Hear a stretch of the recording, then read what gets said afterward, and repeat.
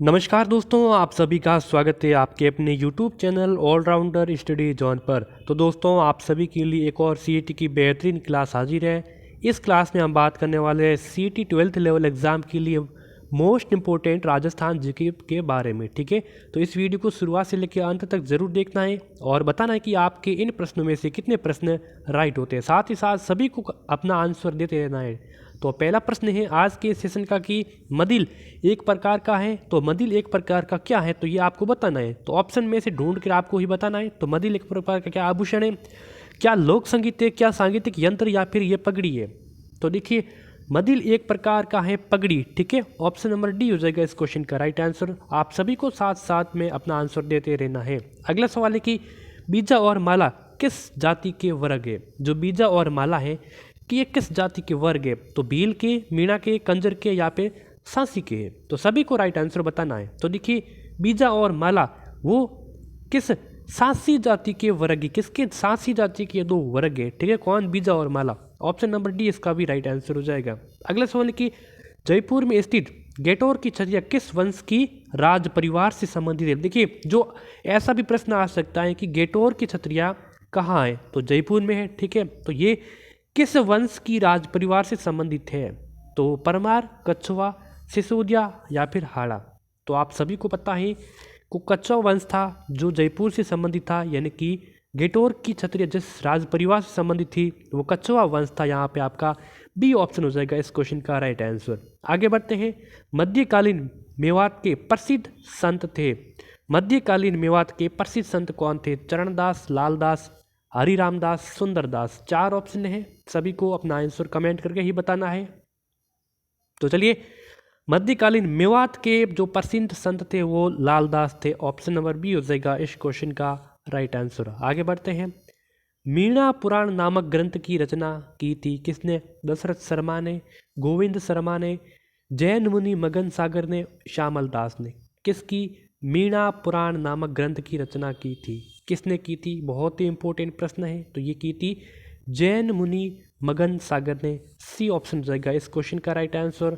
आगे बढ़ते हैं। अगर आपको CET, LDC, रीट एग्ज़ाम के लिए राजस्थान जीके की PDF चाहिए और उसके साथ साइंस की PDF बिल्कुल फ्री में है, तो आप इस व्हाट्सएप पे आप कांटेक्ट कर सकते हैं। दिए गए हैं व्हाट्सएप नंबर है वो डिस्क्रिप्शन में भी दिए गए हैं, जिसका चार्ज 50 रुपीज़ है। ओनली राजस्थान के सभी टॉपिक इस PDF में शामिल हैं। तो चलिए आगे बढ़ते हैं। सज्जनगढ़ अभ्यारण्य किस जिले से स्थित है, किस जिले में उपस्थित है, किस जिले में स्थित है, किस जिले से संबंधित है। तो सज्जनगढ़ अभ्यारण्य उदयपुर जिले से संबंधित, यानी कि उदयपुर जिले में है स्थित है। सी ऑप्शन हो जाएगा इस क्वेश्चन का राइट आंसर। चलिए आगे बढ़ते हैं। राजस्थान के पड़ोसी राज्यों के नाम बताइए। देखिए, इन ऑप्शन में से कौन से राज्य हैं, तो राजस्थान के पड़ोसी है जो जिस दिशा में उपस्थित हैं। ठीक है, तो ये सभी देखा जाए तो राजस्थान के ही पड़ोसी राज्य, लेकिन उत्तर के हिसाब से सही, दिशा के हिसाब से सही बताना। तो देखिए, उत्तर में पंजाब है, बिल्कुल है, यानी कि ये भी सही हो जाएगा। पूर्व में क्या उत्तर प्रदेश है, बिल्कुल है, ये भी सही हो जाएगा। और दक्षिण पूर्व में क्या मध्य प्रदेश है, जी हाँ बिल्कुल सही है।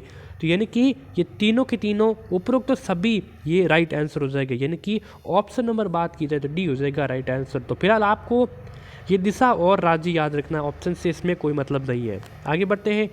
किस शहर को झीलों का नगर कहा जाता है, बहुत ही इंपॉर्टेंट है। देखिए, ऐसे प्रश्न आ जाए कि उस शहर को क्या कहा जाता है, कि गुलाबी नगर किसको कहा जाता है, सफ़ेद शहर किसको कहा जाता है, या फिर कुछ भी आ सकता है, नीली नगरी, पीली नगरी, लाल नगरी। ऐसे जितने भी प्रश्न बनते हैं आप उनको याद कर लीजिए, एक क्वेश्चन आपका पक्का आएगा।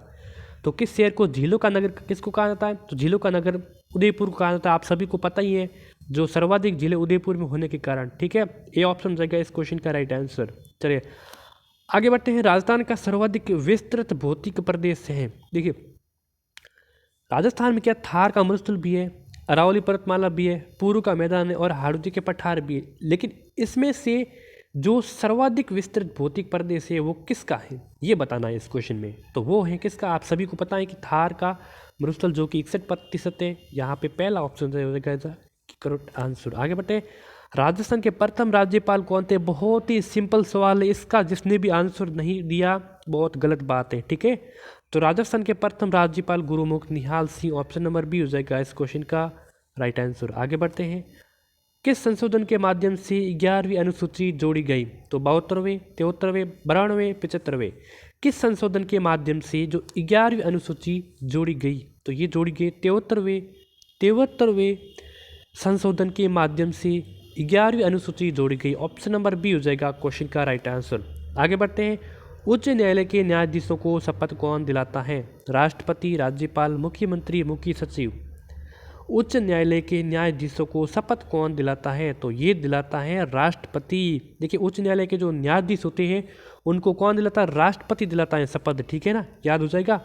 चलिए आगे बढ़ते हैं। अगला सवाल है कि देखिए, अभी तक चैनल को सब्सक्राइब नहीं किया है तो जल्दी से कर दीजिए, नोटिफिकेशन को भी ऑन कर दीजिए। आगे कोई भी जानकारी या फिर क्लास है वो आपको सबसे पहले आप तक पहुंच सके। तो चलिए, पहला प्रश्न 13वां प्रश्न है कि राजस्थान में प्रथम चीनी उद्योग कहाँ पर स्थापित किया गया था? तो राजस्थान में जो पहला चीनी उद्योग कहाँ स्थापित किया गया था? भोपाल, सागर, कोटा, उदयपुर, जैसलमेर। ये किया गया था भोपाल सागर में। ऑप्शन नंबर ए हो जाएगा इस क्वेश्चन का राइट आंसर। आगे बढ़ते हैं। राजस्थान में नगर निगम का प्रमुख कौन होता है? देखिए, जो भी मैं प्रश्न लाता हूँ वो सीईटी एग्जाम की दृष्टि से बहुत ही इंपॉर्टेंट होते हैं, वही लेकर आता हूँ। ठीक है, फालतू एक भी मत समझना। तो राजस्थान में जो नगर निगम का प्रमुख होता है वो कौन होता है? आयुक्त होता है, महापौर, मुख्यमंत्री, राज्य सचिव। तो वो होता है आपके महापौर। ऑप्शन नंबर बी हो जाएगा इस क्वेश्चन का right answer. The Mewar sugar mill limited किस स्थान पर है? गंगानगर, चित्तौड़गढ़, भोपाल सागर, बूंदी में।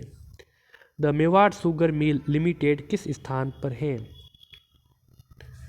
चलिए, भोपाल सागर हो जाएगा। जिसने भी भोपाल सागर को राइट किया है उसका क्वेश्चन का राइट आंसर हो जाएगा आंसर। आगे बढ़ते हैं। राजस्थान में प्रशासनिक दृष्टि से सबसे छोटी इकाई कौन सी है?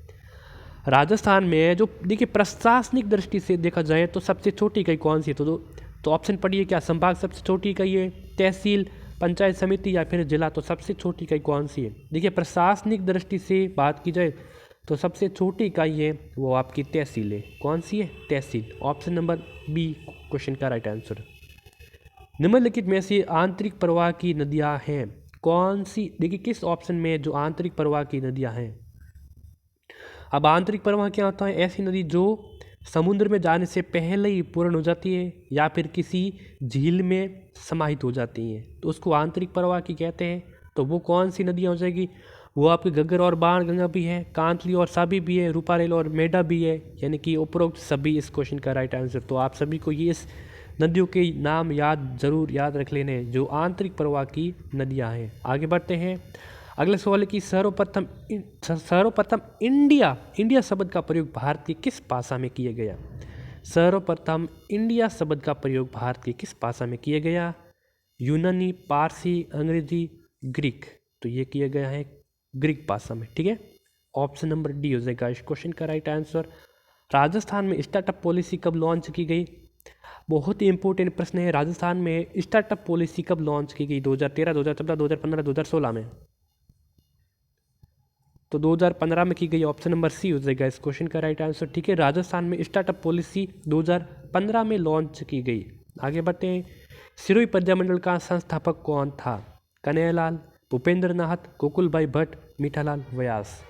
सिरोही प्रजामंडल का संस्थापक कौन था? बहुत ही इंपॉर्टेंट प्रश्न है। देखिए, आप सभी को कमेंट करके बताना कि सिरोही प्रजामंडल की स्थापना कब की गई है। ठीक है, कब की गई है और इसका संस्थापक था गोकुलभाई भट्ट। ठीक है, गोकुलभाई भट्ट थे और इसके प्रजामंडल की स्थापना कब की गई ये आपको कमेंट करके बताना है। चलिए, आज के सेशन की यहीं पर हम समाप्त करते हैं, यहीं पर इसको हम संपन्न करते हैं। आशा है कि आप सभी को बहुत नॉलेज मिला होगा। बताना है कि आपके इन 20 में से कितने राइट आंसर होते हैं। ठीक है, और चैनल को सब्सक्राइब कर देना, नोटिफिकेशन को भी ऑन कर देना।